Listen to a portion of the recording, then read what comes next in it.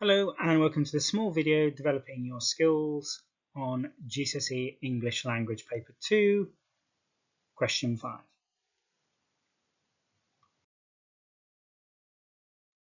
So for this little video, we're going to look at writing for effect and how you can easily change your writing and make it more effective by doing a few small little things.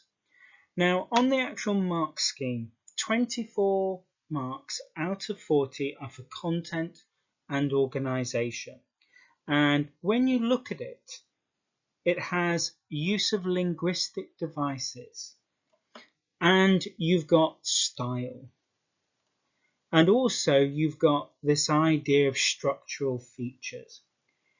Now, a lot of what we're writing is affected by the effect. What are we trying to achieve? And one of the things that students tend to forget when writing their assessment is they tend to forget that there's somebody reading it and you want to make them feel something. And that's a really, really important thing to think about. Because when you move up the grading, you can see that from level 3, which is a grade 4 roughly, your writing has to have an effect. And when you look at the writing, you can see that the grade 9 will be written for effect. And so you can see that they can use a variety of sentences, but right at the end, at the top, is about effect. And that's what we've got to look at and how we can do that. Now here's an example of a paragraph, and it's linked into the same question that we've been looking at on here, which is all about how parents treat children. So here's the paragraph, and I want to just think, as I read it, what makes this effective? How does it make you feel emotion? Here we go. Sad, lonely, forgotten. This is what I feel daily, weekly, monthly. I feel sad because people don't listen to me. I feel lonely because I have no friends. I feel forgotten because the teacher gets my name wrong all the time. I'm a tiny pebble in the ocean. Sad, lonely, forgotten. Now, let's have a look. There isn't anything complex in there. And this is where I think a lot of students think to get really good writing, you've got to have lots of complex things. You don't. Here is something that anybody can do. But what they've done is they've made it affect the reader. And so by the time when you're reading this, you feel some emotions. And that's the key to good writing, making the reader feel something.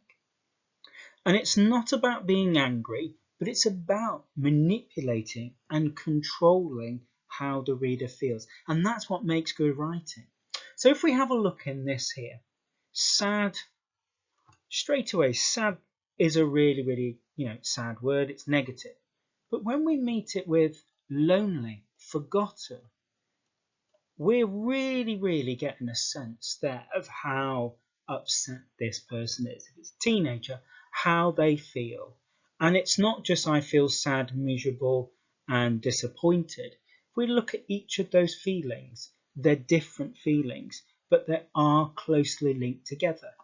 And look what we've got there, 3 one-word sentences. And it makes sense. We've got a list. This is what I feel daily, weekly, monthly. Now what's interesting is here, again, we get that this person is sad and they feel it often, but actually when we look at this here, it shows that they've been feeling it a long time. And then they give them reasons. I feel sad because people don't listen to me. I feel lonely because I have no friends. I feel forgotten because the teacher gets my name wrong.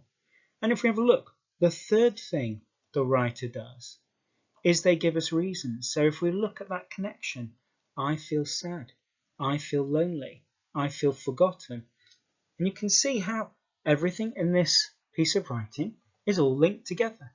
And then here, another thing, my teacher gets my name wrong. And then we've kind of got ellipsis for this next bit here, all the time. And so the fourth thing that the writer has done to make us feel bad is that the teacher gets their name wrong, but all the time. So it's putting emphasis on that. And that's what really writing for effect is, putting emphasis on particular things so you make the reader feel something. And all these different things are all there. And then we look at this point here. I'm a tiny pebble in the ocean. Our fifth thing that they do there is they use an image. And that very, very simple image of being a small pebble in the ocean, meaning that idea of being insignificant, nobody knows them, which links into them being sad, lonely, and forgotten. And why the teacher probably doesn't remember their name, because they're a small pebble in something bigger. Again, it's adding towards those emotions that we feel sorry for this student, this teenager. And then right at the end, sad, lonely, and forgotten.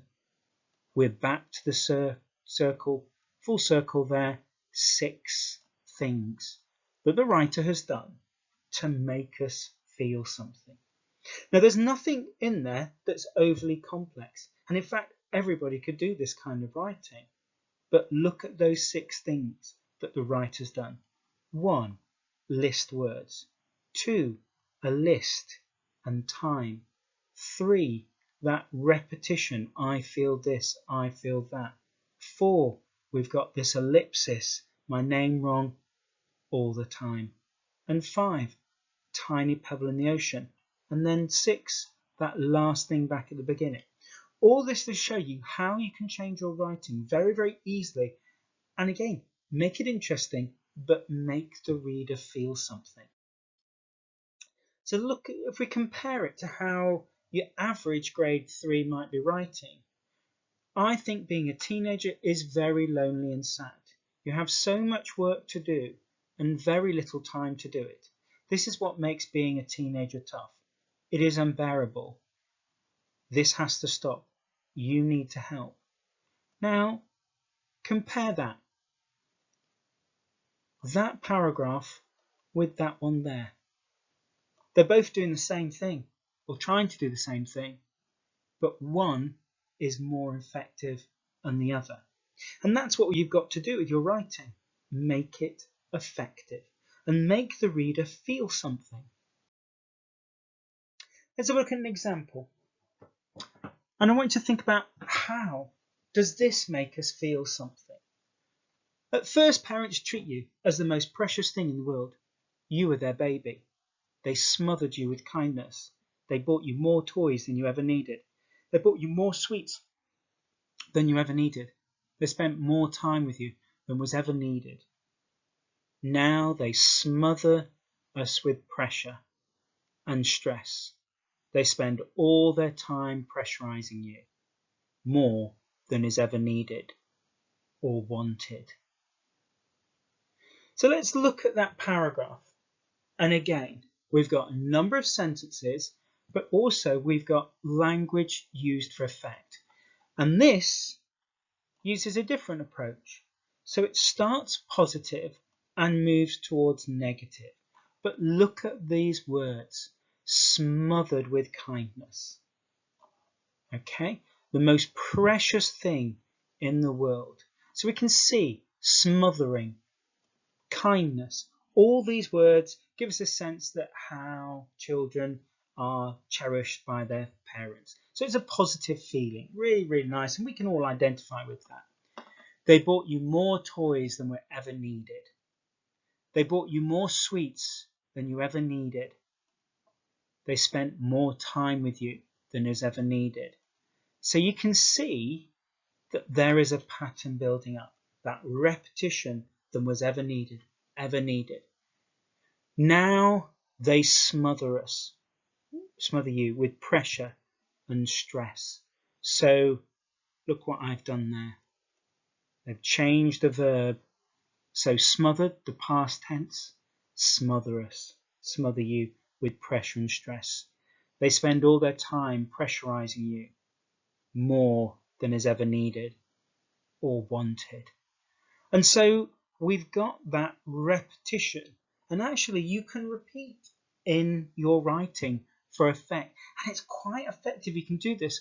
And if we have a look at this paragraph as well, is that it starts in the past and then it goes now, at first, now. And so we're seeing how it was positive in the past and now it's negative. And what's interesting as well is we've got this more than was ever needed. That repetition of that line, more than ever needed, more than ever needed. And then this last, which is almost like a kick in the stomach, isn't it? This idea, ever needed or wanted. And it gives you that sense of kind of that emotion. But again, look at what the writer's doing here to make us feel something.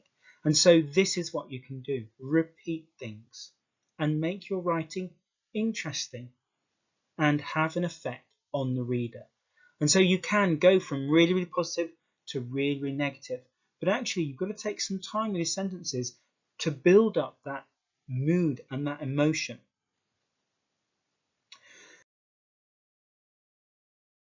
So what can you do then for your writing? How can you improve? Well, the key thing is make the tone of your writing vary. Make it interesting. Make it sure that you're not doing the same mood all the way through. Ensure that you make the reader feel something. Make him feel happy, make him feel excited, make him feel sad, make him feel guilty, make him feel something. Use your words to do that. Use repetition, word choice, and sentences.